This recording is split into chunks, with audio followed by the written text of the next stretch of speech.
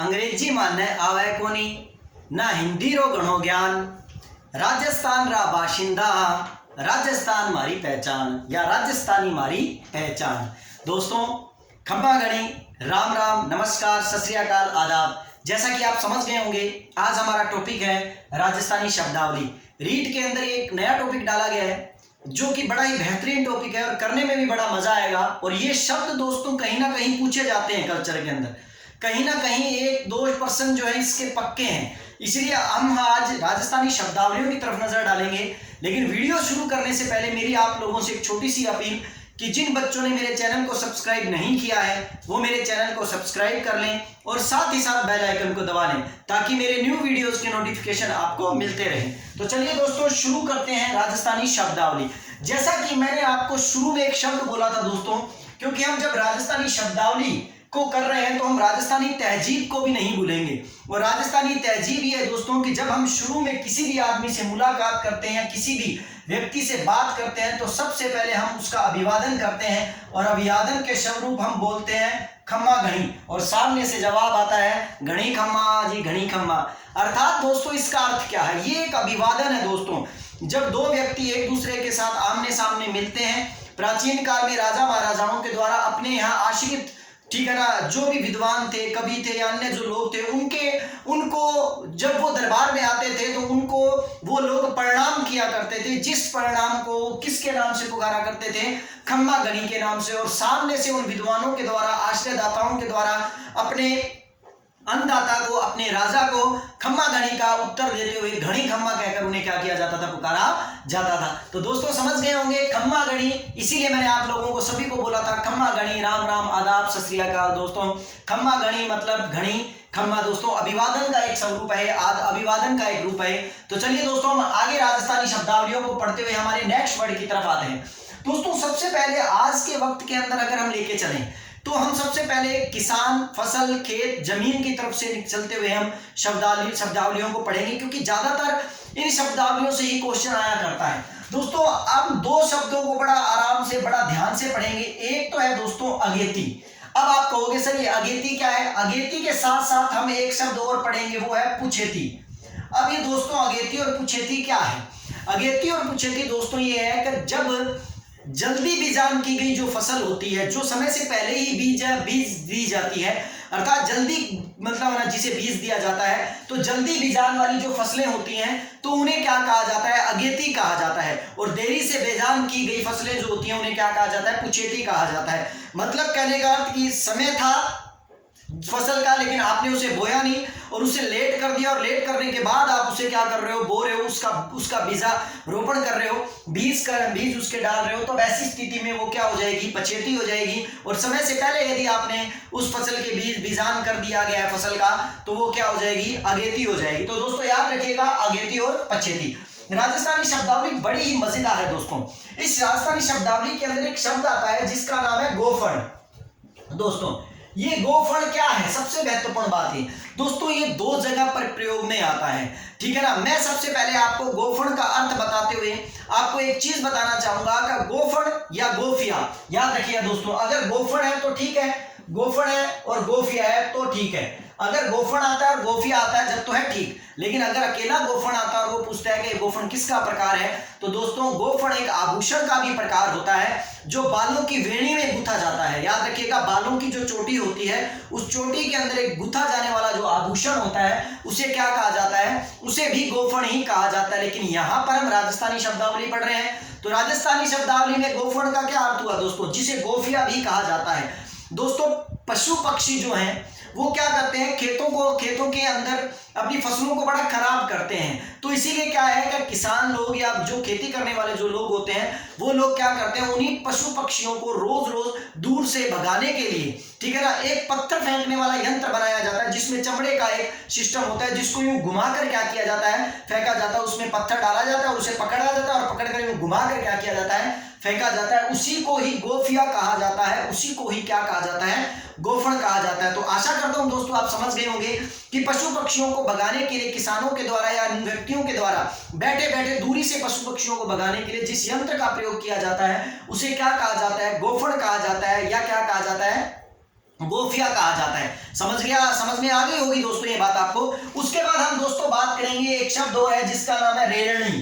ठीक है दोस्तों, रेलनी।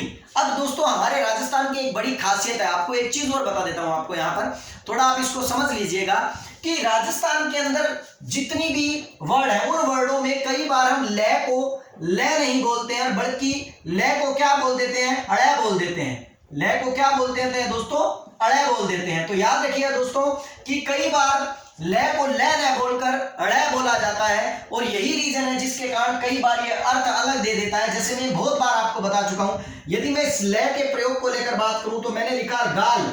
गाल का मतलब आप समझ गए होंगे, चिक, गाल है। लेकिन अगर इस गाल की जगह पर आप अड़े का इस्तेमाल कर दोगे तो ये दोस्तों क्या बन जाएगा, गाड़। ये क्या बन जाएगा दोस्तों, गाड़। गाड़ का मतलब क्या होता है, गाली होता है। तो इसीलिए याद रखिएगा दोस्तों, इस ले का बड़ा महत्व है हमारी राजस्थानी बोली के अंदर, राजस्थानी भाषा के अंदर और राजस्थानी शब्दावली के अंदर। तो इसलिए इस अर्थ को थोड़ा समझिएगा और साथ साथ में इसको क्या करते जाइएगा, लिखते भी जाइएगा, या आप समझ सकते हो तो समझते भी जाइएगा। चलिए दोस्तों, हम बात कर रहे थे रेलनी की, कि रेलनी क्या है।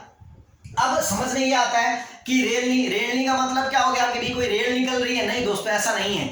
याद रखिएगा दोस्तों कि क्या होता है कि जब हमारे राजस्थान के अंदर आश्विन माह में, याद रखिए दोस्तों, आश्विन माह में, आश्विन माह जो होता है वो कौन सा महीना होता है दोस्तों, आश्विन माह जो होता है वो सितंबर और अक्टूबर का महीना होता है। हालांकि राजस्थान में सबसे ज्यादा गर्मी जो है जून जुलाई के अंदर पड़ती है दोस्तों, लेकिन सितंबर और अक्टूबर माह के अंदर भूमि की तपत को, भूमि का जो मतलब ना उबालपन है उसको कम करने के लिए, उसको खत्म करने के लिए, उसको हरने के लिए हम खेतों में पानी को क्या करते हैं, फेरते हैं। पानी को क्या किया जाता है, छिड़काव किया जाता है, या पानी को क्या किया जाता है, फेरा जाता है। उसी फेरे जाने वाले पानी को जो आश्विन माह के अंदर भूमि की तपत को कम करता है उसे क्या कहते हैं, रेलनी कहते हैं। तो याद रखिए दोस्तों कि रेलनी क्या है, आश्विन माह में भूमि की तपत को कम करने के लिए, भूमि की या खेतों की तपत को कम करने के लिए, खेतों की भूमि को तपत को कम करने के लिए जो पानी फेरा जाता है उसे हम क्या कहते हैं, रेलनी कहते हैं। ध्यान रखिएगा दोस्तों। चलिए दोस्तों, नेक्स्ट बात करेंगे हम अलग वर्ड की जिसका नाम है काछा।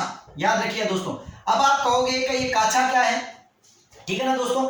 तो काछा को यूं समझिए कि नदी के किनारे पर, याद रखिएगा दोस्तों, नदियों के किनारे पर या नदी के किनारे पर, ठीक है दोस्तों, नदी के किनारे पर, नदी के किनारे पर, नदी के किनारे पर तरबूज या ककड़ी के लिए जो बनाया गया खेत जो होता है ना नदी के किनारे पर, याद रखिएगा दोस्तों, या तो तरबूज के लिए, ठीक है ना, या क्या है अपनी बागड़ी भाषा में बोला या अपनी मतलब राजस्थानी भाषा में बोला तो काकड़िया, ठीक है ना। तो मैं यहाँ पर ककड़ी लिख रहा हूँ, ककड़ी एक अलग चीज होती है दोस्तों, लेकिन काकड़ी आप समझ जाओ, ध्यान रखना। तो ककड़ियों के लिए या तो तरबूज के लिए या ककड़ियों के लिए जो खेत बनाया जाता है नदी के किनारे पर, याद रखिएगा दोस्तों, जो खेत बनाया जाता है उस खेत को क्या कहते हैं, काछा कहते हैं। याद रखिएगा दोस्तों, नदी के किनारे पर, ठीक है ना, जो तरबूज और ककड़ियों के लिए खेत बनाया जाता है, जहां पर तरबूज और ककड़ियां लगाई जाती हैं, उस खेत को क्या कहा जाता है, काछा कहा जाता है। तो आशा करता हूं दोस्तों ये वर्ड आपको समझ में आ रहे होंगे और अच्छे लग रहे होंगे। और साथ ही साथ दोस्तों आपको ये बता दूं, हमारा राजस्थान जो है वो बड़ा ही मतलब ना रंगीला राजस्थान है, जैसा कि बोलते हैं कि हमारा मतलब ना रंगीलो राजस्थान है, ठीक है ना। और राजस्थान की भाषा जो है ना इतनी मीठी है ना दोस्तों, इतनी मीठी है ना, जिसको बड़ा लुत्फ के साथ क्या कह सकते हैं हम, मतलब है ना उसको मतलब पढ़ते हैं तो बड़ा मजा आता है। और इसीलिए ऐसा कहा गया है राजस्थान के लिए कि सोनारी धरती अठे, सोनारी धरती अठे चांदी रो आसमान, सोनारी धरती अठे चांदी रो आसमान, रंग रंगीलो रस भर्यो, रंग रंगीलो रस भर्यो मारो प्यारो राजस्थान, मारो प्यारो राजस्थान। तो दोस्तों बात करेंगे राजस्थानी शब्दावली के अन्य वर्ड को लेकर आगे। तो दोस्तों यहां पर हमें एक वर्ड आता है जिसका नाम है, ठीक है ना, ये बड़ा ही इंपॉर्टेंट वर्ड है दोस्तों, अगर इसको आप स्टार लगाकर लिखना चाहो तो लिख सकते हैं, ध्यान रखना। उस शब्द का नाम है बीजगणों, बीजगणों, ठीक है दोस्तों। इसके अनेक नाम है दोस्तों बीजगणों के। मैं जो सारे नाम जो आपको है यहाँ पर लिखूंगा, जिसमें आपको एक बार बोलकर बता देता हूं। जैसे कि एक तो नाम है इसका ओढ़को, एक है अड़तो, ठीक है ना। जैसे इसको एक क्या कहा जाता है, ओढ़को, एक क्या कहा जाता है, अड़तो, ठीक है। एक क्या कहा जाता है, घास भेरू, या ये कहा जाता है कि मतलब घास भीरू, ठीक है ना, घास भेरू। और इसी को ही दोस्तों खेर बिज्जू या खेर बज्जू भी कहा जाता है, खेर बज्जू, इसी को ही बोला जाता है, ठीक है ना। और यहाँ के इसके साथ साथ कुछ और नाम आते हैं दोस्तों इसके अंदर, जो बड़ा समझने वाली बात है। यहां से आप समझोगे, क्योंकि हमारे क्षेत्र में सबसे ज्यादा नाम जो है वो किस चीज का प्रयोग किया जाता है? बिजुका का प्रयोग किया जाता है। खेर बज्जू, बिजुका, ठीक है ना, ओज को, अड़वो, बिदकण, ठीक है ना, इसको बिदकण भी कहा जाता है, कोई दिक्कत नहीं है दोस्तों, काफी नाम है इसके, बिदकण, ठीक है ना, अड़वो, अड़वो, ठीक है दोस्तों, अड़वो भी इसे मतलब पुकारा जाता है। और मैंने आपको जैसा बता ही दिया बिजुका भी इसे कहा जाता है। अब देखो ये है क्या दोस्तों, बिजकणों, ओड़ को, ठीक है ना, अड़तो, घास वेरू, ठीक है ना, खेर बज्जू, ठीक है। उसके बाद हम बात करें तो बिजू का, फिर इसके बाद बात करें तो बिदकण, बिदकण के बाद बात करें तो अड़वो। ये सारे नाम क्या है दोस्तों? क्या होता है, क्या है, राजस्थान के अंदर जब खेती की जाती है तो खेती करते हुए क्या होता है कि बाद में जब किसान खेतों को छोड़कर अपने काम के लिए या घर के लिए निकलता है या दोपहर के अंदर खाना खाने के लिए, आराम करने के लिए बैठता है, तो ऐसे समय में पशु जो है ना वो खेतों के अंदर खड़ी फसल को क्या करते हैं, खराब करने लग जाते हैं। इसीलिए उन पशुओं को डराने के लिए याद रखना, खेत में एक लकड़ी गाड़ दी जाती है और लकड़ी गाड़ कर उस लकड़ी के सर के ऊपर एक काली हांडी टांग देते हैं, ठीक है ना दोस्तों। उस काली हांडी की शक्ल जो एक आदमी की जैसे बना दी जाती है, कई बार उसके ऊपर मतलब ना पशु का चित्र लगा, पशु का मतलब ना चेहरा लगा दिया जाता है। यदि ऐसा कर दिया जाता है तो उस चीज की, उस आकृति को क्या कहा जाता है, बिजकणों कहा जाता है दोस्तों, याद रखिएगा, ठीक है। यहाँ पर दोस्तों बिजुका जो है वो पूर्ण रूप से आदमी की आकृति को बनाई हुई आकृति के रूप में उसे बोला जाता है। लेकिन एक लकड़ी में केवल हांडी टांकी हो तो बिजकणों, ओड़ को, अड़तो, घास वेरू इसे कहा जाता है। आपने देखा होगा कई बार इस तरह खड़ा है और मतलब ना नाड़ के अंदर उसके क्या है, हांडी लटकी हुई है और दोनों साइड में घास के क्या है उसके हाथ बने और नीचे क्या है, लकड़ी लगी हुई है, उससे बोलते हैं दोस्तों बिजुका। याद रखिएगा ये वर्ड बड़ा इंपॉर्टेंट है राजस्थानी शब्दावली के अंदर, और ऐसे वर्ड ही क्या है परीक्षाओं के अंदर पहले भी क्या किए गए हैं, पूछे गए हैं। चलिए दोस्तों नेक्स्ट बात करेंगे हम, इसके अलावा हमारे पास कौन कौन सी चीजें हमारे पास आती हैं दोस्तों। इसके अलावा आती है हमारे पास एक वर्ड आता है जिसका नाम है चंगेड़ी, ठीक है दोस्तों। अब आप सोचोगे ये चंगेड़ी क्या है, ये तो बड़ा मतलब अजीब सा नाम है दोस्तों। चंगेड़ी जो है राजस्थान के अंदर क्या है कि आप ये याद रखिएगा कि हमें पता है हम रोटियां बनाते हैं, तो रोटियां बनाते हैं, तो अब मैं यही आपको बताना चाहूंगा दोस्तों कि हर राजस्थान का ऐसा क्षेत्र है राजस्थान के अंदर जहां पर यह कहा जाता है क्या, अगर मतलब राजस्थान के अंदर क्षेत्र के अंदर अगर अलग अलग जगहों पर अलग अलग चीजों के क्या है नाम है, हम थोड़ी सी दूरी पर ही निकलते हैं तो थोड़ी सी दूरी पर ही निकलने पर उस चीज का नाम क्या हो जाता है, परिवर्तित हो जाता है, वो अपनी भाषा में अलग तरीके से उसको क्या कर लेते हैं, पुकार लेते हैं। मैं यहाँ जो बताने की कोशिश कर रहा हूँ वो ये है दोस्तों कि आपने गाँवों में देखा होगा कि गाँवों के अंदर क्या होता है कि जब हम खाना बनाते हैं, रोटियां बनाते हैं, तो रोटियां बनाते हुए बनाने के बाद उन रोटियों को एक मतलब ना रोटियों को एक पात्र में रखते हैं। शहरों के अंदर आप इसे मतलब ना एक बॉक्स सा बोलते हैं, जो गर्म बॉक्स होता है उसके अंदर रख देते हैं, लेकिन हमारे यहाँ गाँव के अंदर उसको छाबड़ी बोलते हैं, छाबड़ो या मतलब छबड़ा, ठीक है ना। तो छाबड़ी जो होती है ना, उस छाबड़ी के अंदर रोटियां रखी जाती है, लेकिन याद रखिए दोस्तों वो बड़ी होती है काफी। लेकिन अगर हम ये कह दें कि अनाज रखने की छोटी छाबड़ी, अगर छोटी छाबड़ी जो होगी ना, वो छोटी छाबड़ी जिसके अंदर रोटियां रखी जाती है, अनाज रखा जाता है खाने का, उसे हम क्या बोलेंगे, चंगेड़ी बोलेंगे। तो याद रखिएगा एक तो होती है छाबड़ी जो काफी बड़ी होती है जिसमें काफी रोटियां रखी जा सकती है और साथ में कुछ और अन्य चीज भी रख सकते हैं, लेकिन चंगेड़ी जो होती है वो बिल्कुल छोटी होती है जिसमें ज्यादा मात्रा के अंदर क्या नहीं होती है, अनाज रखने की बस जगह नहीं होती है। तो याद रखिए दोस्तों। उसके बाद आता है दोस्तों एक वर्ड लावणी। दोस्तों ये वर्ड बड़ा इंपॉर्टेंट है क्योंकि महाराष्ट्र के अंदर लावणी नाम से एक नृत्य है। आपने नाम सुना होगा कि महाराष्ट्र के अंदर लावणी के नाम से एक नृत्य किया जाता है, लेकिन यहाँ राजस्थान में लावणी एक अलग चीज है। वो लावणी क्या है दोस्तों, याद रखिएगा, राजस्थान के अंदर लावणी का अर्थ है रबी की फसल की कटाई, रबी की फसल की कटाई। याद रखिएगा दोस्तों, राजस्थान के अंदर लावणी जो है रबी की फसल की कटाई को कहा जाता है, लेकिन महाराष्ट्र के अंदर जो है वो लावणी का मतलब क्या है, लावणी का मतलब है एक नृत्य से लिया गया है कि वही महिलाएं क्या करती हैं वहां पर लावणी मतलब एक नृत्य के रूप में नृत्य करती हैं। ठीक है दोस्तों। नेक्स्ट उसके बाद हम आगे बात करेंगे लावणी के अलावा कि यहाँ पर एक और बड़ा इंपॉर्टेंट नाम आता है दोस्तों जिसका नाम है आसामी। आसामी। हालांकि दोस्तों कई बार क्या होता है, मैं भी राजस्थान के क्षेत्र से हूँ, ग्रामीण क्षेत्र से हूँ, ज्यादा मतलब ना इन चीजों को अच्छी तरह बड़ी नजदीक से जानता हूँ। कई बार हम दोस्त जब आपस में बात कर रहे होते हैं तो हम लोग बागड़ी या राजस्थानी भाषा में, राजस्थानी में कई बार बोलते हैं वो बड़ो तकड़ो आसामी है यार। आसामी का मतलब यहाँ आसामी है, यहाँ आसामी का मतलब होता है बहुत बड़ा, मतलब पैसे वाला, बड़ा तकड़ा पार्टी मतलब बहुत तकड़ी मतलब ना पहुंच वाला व्यक्ति, आसामी बोल देते हैं उसको, आसामी। लेकिन यहाँ आसामी है दोस्तों। यहाँ आसामी का मतलब क्या है दोस्तों? आसामी को एक और अलग नाम से आप समझ सकते हो, बड़ा साधारण नाम है और इसी से आपको क्या हो जाएगा, पता लग जाएगा। क्योंकि मेरे क्षेत्र में आसामी को सीरी कहा जाता है। अब आप कहोगे सीरी क्या है? मेरे क्षेत्र के लोगों को सीरी बड़ा आसानी से समझ में आ जाएगा कि सीरी वो होता है दोस्तों, या आसामी वो होता है दोस्तों जो पराई जमीन में खेती करता है। पराई जमीन में खेती करने वाला किसान, जिसको कुछ हिस्सा दिया जाता है, ठीक है ना, आधा दिया जाता है, 3/4 दिया जाता है, 1/4 दिया जाता है, या कुछ भी दिया जाता है। पराई जमीन पर खेती करने वाला किसान जो होता है उसे क्या कहा जाता है? आसामी कहा जाता है, या जिसे सीरी कहा जाता है। मैंने कई बार कहते ना मेरे सीरी राखड़ो है।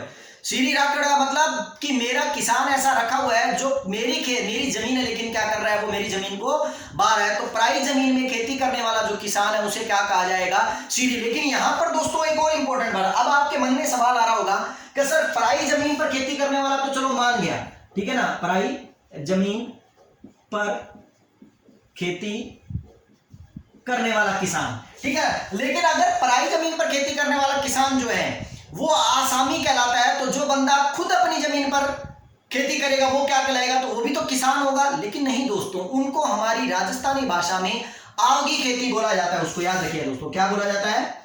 आवगी खेती। आवगी मतलब अपनी खुद की खेती, अपनी खेती, लेकिन उसे आवगी खेती बोला जाता है। और इसी के साथ इसका एक नाम और है, धरू खेती।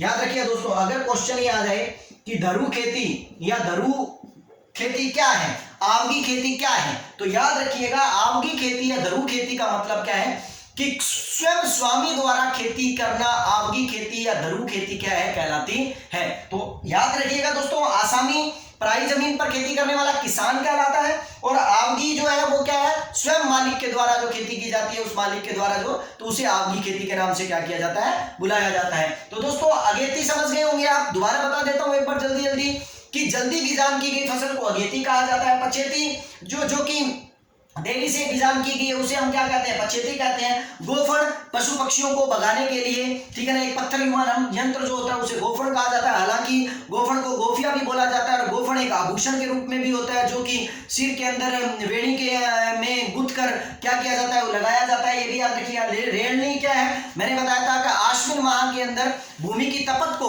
कम करने के लिए क्या किया जाता है, जो खेत में पानी मतलब फेरा जाता है उसे हम क्या कहते हैं, रेड़नी कहते हैं। चंगेड़ी मैंने आपको बोला कि अनाज रखने का छोटा पात्र, जो छाबड़ी का छोटा रूप होता है उसे चंगेड़ी कहते हैं। काछा नदी किनारों के आसपास जो तरबूज और ककड़ी के लिए जो खेत छोड़ा जाता है या भूमि छोड़ी जाती है उसे क्या कहा जाता है, काछा कहा जाता है।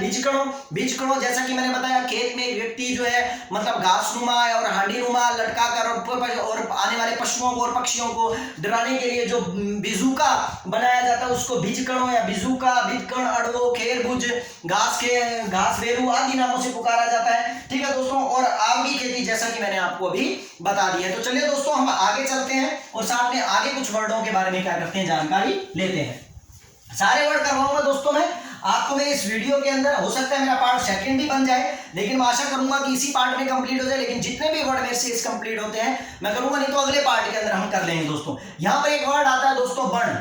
अब आप क्या है, बण क्या है दोस्तों? वैसा देखा जाए तो हम कई बार गाना आता है, उस गाने के अंदर एक वर्ड आता है क्या, बण ठण चली देखो ए जाती रे, बण ठण चली देखो ए जाती रे, बण ठण।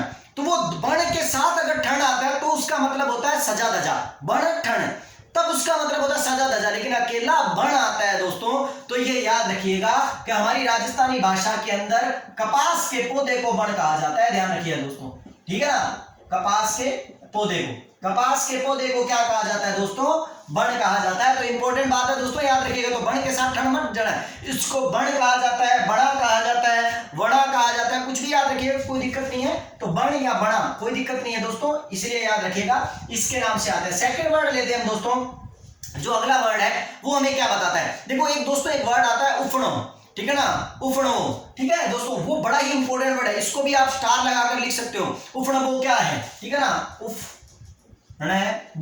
उफणबो क्या है, ये उफणबो क्या है दोस्तों भाई, उफणबो दोस्तों क्या है कि जब हवा में अपने आपने कई बार देखा होगा, अनाज धान मंडियों में आप जाते हो या हम घरों के अंदर आसपास पड़ोस में देखते हैं, आपने कई बार देखा होगा हम फैन चला लेते हैं और खूब तेज फैन चलाकर एक ना मतलब ना अपने अनाज अनाज छानने वाली जो एक मतलब है ना क्या होती है कि छाबड़ी, छाबड़ी तो नहीं बोलते हैं उसको, एक मतलब यंत्र होता है अनाज छानने वाला, ठीक है ना, और उसको ले लेते हैं और उसके बाद है ना अनाज को क्या है, अनाज का मतलब गेहूं को या फिर अनाज या अन्य कोई भी अनाज हो जिसको हवा में उड़ाकर ऐसे धान को या भूस को क्या करते हैं, ऐसे ऐसे नीचे गिरते हैं और फैन के कारण उसकी जो मतलब है ना धूल मिट्टी और अन्य जो अपशिष्ट पदार्थ होते हैं उससे क्या होते रहते हैं, अलग होते रहते हैं। इसका मतलब क्या हुआ, उफणबो क्या है, उफणबो वही तकनीक है दोस्तों कि हवा में उड़ाकर धान और भूस को अलग करने वाली जो प्रक्रिया है उसे क्या कहा जाता है, उफणबो कहा जाता है। तो याद रखिए दोस्तों कि हवा में ठीक है ना, हवा में उड़ाकर इस तरह जैसे या फैन चला लो या बहुत तेज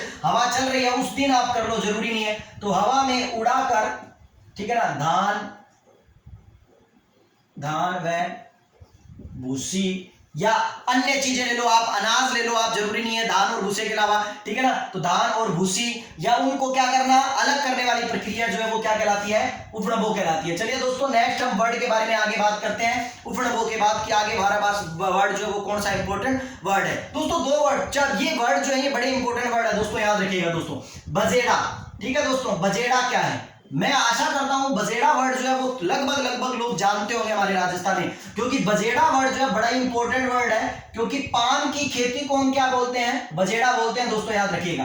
पान की जो खेती है, पान की जो खेती की जाती है उस खेती को किसके नाम से जाना जाता है, बजेड़ा के नाम से जाना जाता है। और एक वर्ड आता है दोस्तों ऋण, ठीक है दोस्तों, रुग्ण बोलते हैं तो होता है बीमार, लेकिन ऋण का मतलब क्या होता है, आपने देखा होगा दोस्तों कई बार गांवों में बहुत बड़ा तालाब होता है, ठीक है ना, तो बड़े तालाब जो होते हैं ना दोस्तों, बड़े तालाब, उन तालाबों में जो पानी होता है जब वो पानी क्या हो जाता है, सूख जाता है, ठीक है ना, तो हम बोल सकते हैं कि बड़े तालाबों के अंदर सूखने पर, ठीक है ना, उसकी जो दलदली जो भूमि होती है ना दोस्तों, बड़े तालाबों के सूखने पर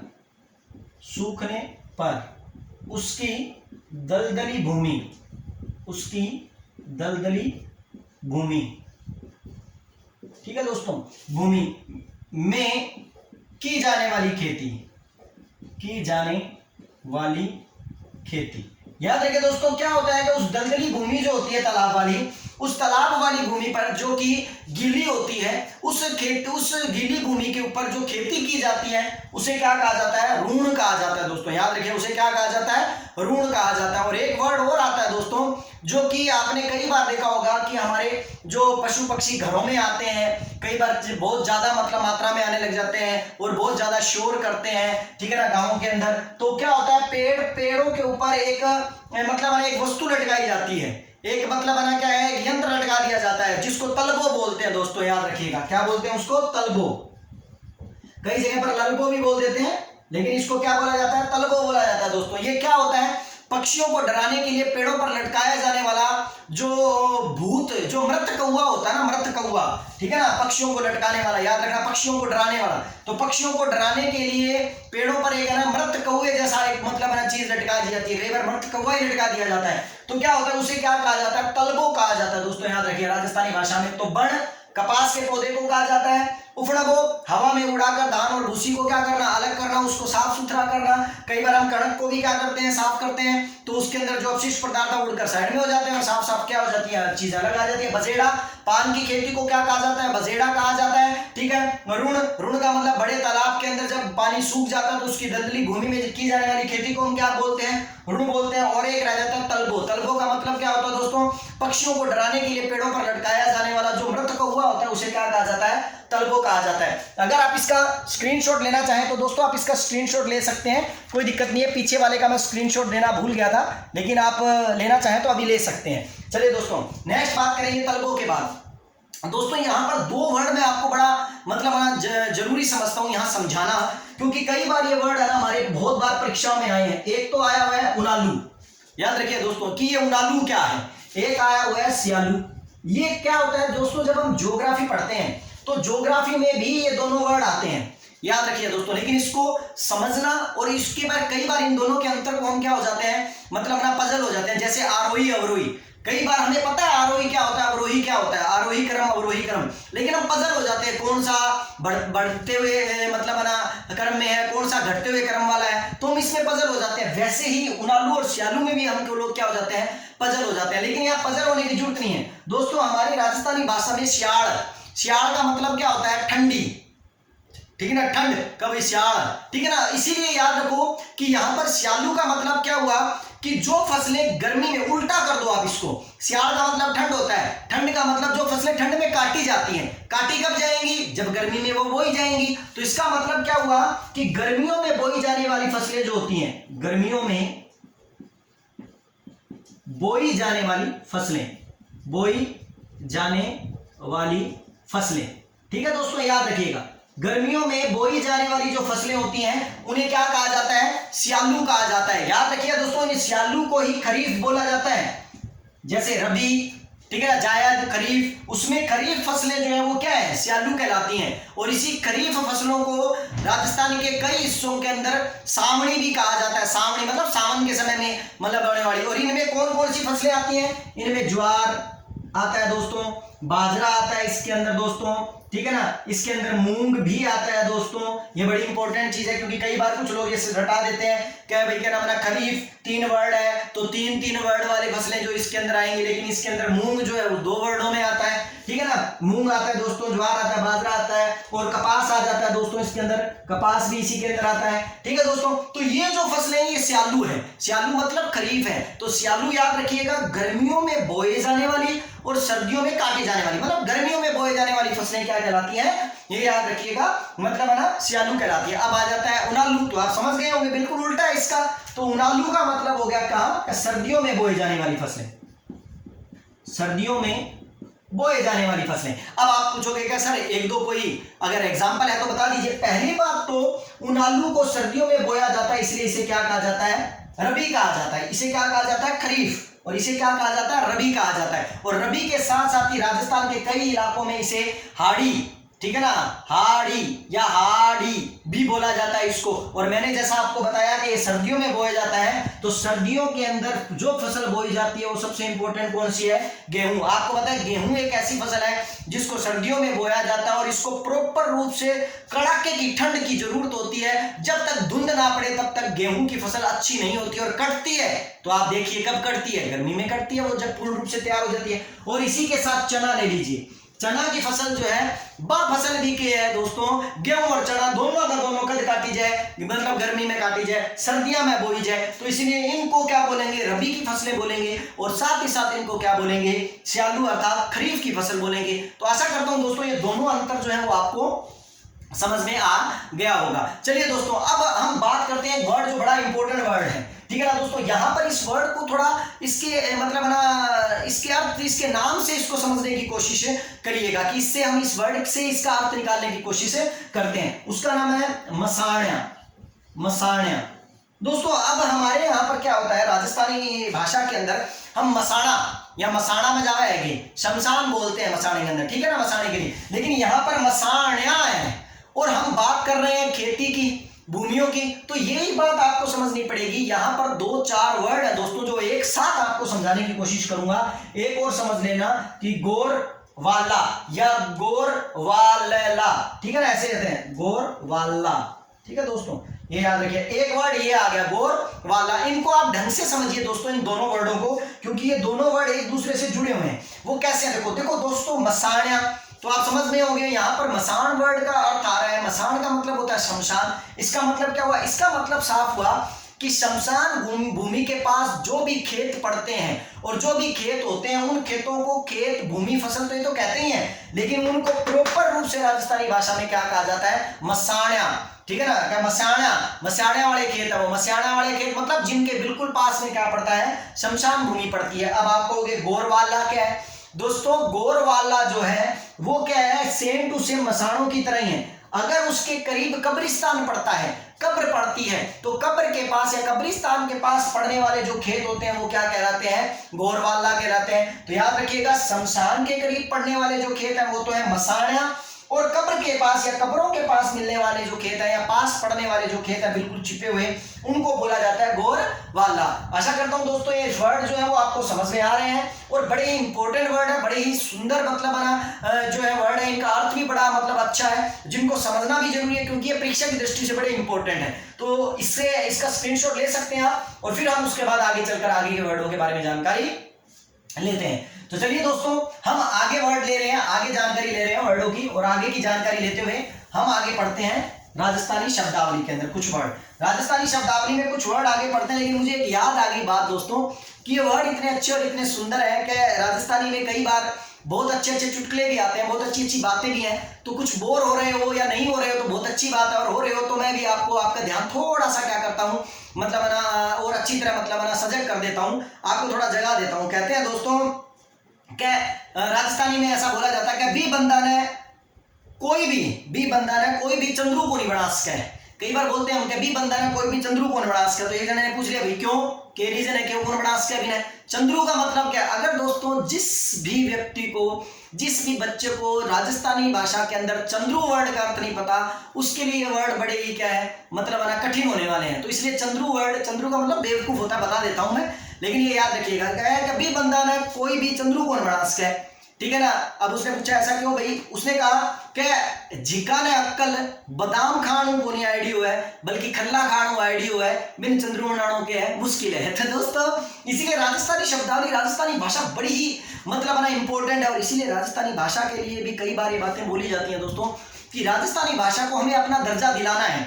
आप जानते हो कि भारतीय संविधान की अनुसूची 8 के अंदर 22 क्षेत्रीय भाषाओं का क्या किया गया, जिक्र किया गया और उसको संवैधानिक दर्जा दिया गया, लेकिन हमारी राजस्थानी भाषा को संवैधानिक दर्जा नहीं दिया गया 8वीं अनुसूची के तहत 22 क्षेत्रीय भाषाओं के अंतर्गत। इसीलिए हम उसके लिए लड़ाई भी लड़ रहे हैं, और साथ ही साथ हम ये भी कहते जा रहे हैं कि राजस्थानी को भी इस प्रकार का दर्जा मिलना चाहिए। चलिए दोस्तों, ये बात हम राजस्थानी साहित्य में, राजस्थानी बोलियों में अच्छी तरह पढ़ेंगे कि राजस्थानी भाषा का विश्व में कौन से नंबर का स्थान है, राजस्थानी भाषा बोलने वाले लोगों की मतलब ना जनसंख्या प्रतिशत कितना है, ये सारी हम राजस्थान के बोलियों और साहित्यों के अंदर पढ़ेंगे दोस्तों। लेकिन यहाँ हम राजस्थानी शब्दावलियों की बात कर रहे हैं, तो चलिए राजस्थानी शब्दावलियों के कुछ और वर्ड ले लेते हैं हम इसके अंदर। दोस्तों यहाँ पर 2-3 वर्ड और हैं जिन दोनों को एक साथ आपको क्या करना पड़ेगा, समझना पड़ेगा। वो क्या है, अकसाक्या।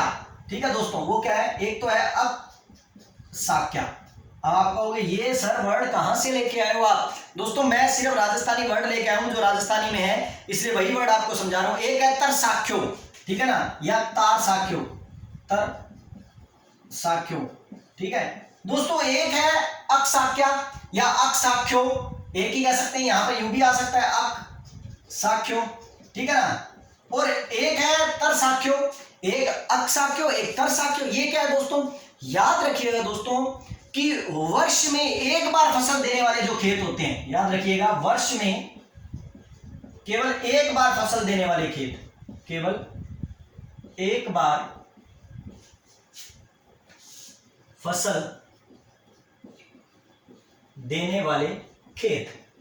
दोस्तों जो एक बार फसल देने वाले खेत होते हैं उन्हें बोलते हैं अकसाक्यो या अकसाक्या, ठीक है दोस्तों, जो केवल एक बार फसल देते हैं। ऐसा क्या है, ऐसा क्यों है कि वो खेत एक ही बार फसल देते हैं, क्योंकि दोस्तों राजस्थान की भूमि जो है कहीं ज्यादा उपजाऊ है, कहीं कम उपजाऊ है, कहीं उससे कम उपजाऊ है, और कहीं ना कहीं रेगिस्तानी बंजर भी है जहां पर बिल्कुल भी क्या नहीं होती है, फसलें नहीं होती हैं। तो इसीलिए याद रखिए दोस्तों, वर्ष में केवल एक बार फसल देने वाले जो